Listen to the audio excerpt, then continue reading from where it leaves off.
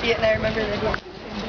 It's okay. I tell go him not up to to walk that there. park, but go up to the beer garden, which is well worth it.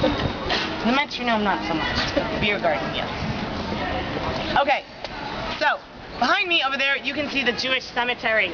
But before we talk about that, let's talk about the streets. So fascinating.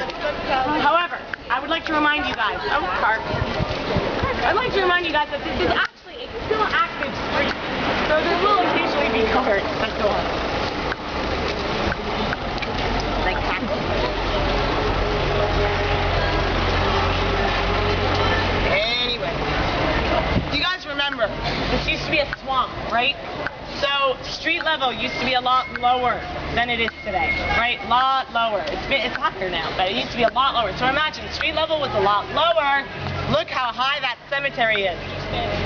And imagine how effed up that must have looked back in the day. Reason behind it, here we go.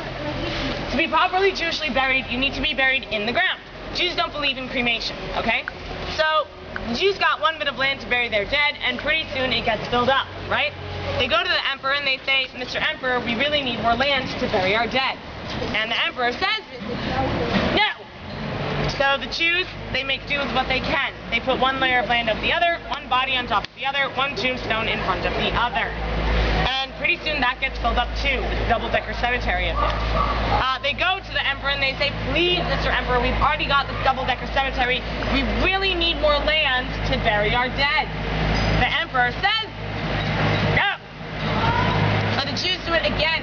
They put one layer of land over the other, one body on top of the other, one tombstone in front of the other.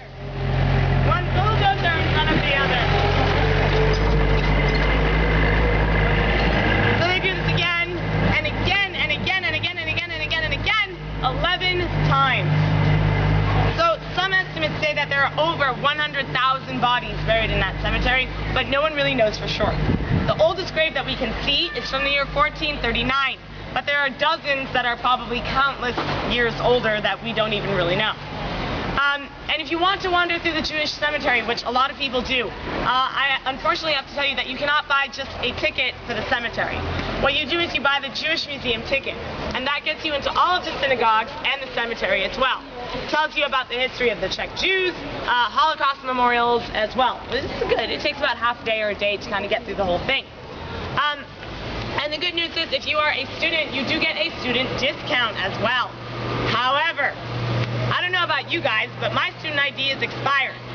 However, most places still take it. Museums, movie theaters, no one really cares that it's expired, right? The only place I have ever been called out for having an expired student ID, Jewish museums. They're just like, expired, no discount, no prize. Your student ID is expired, you have to pay full price, okay? It's so stereotypical, but it's so true. The Jews of Prague will milk you for every cent you have.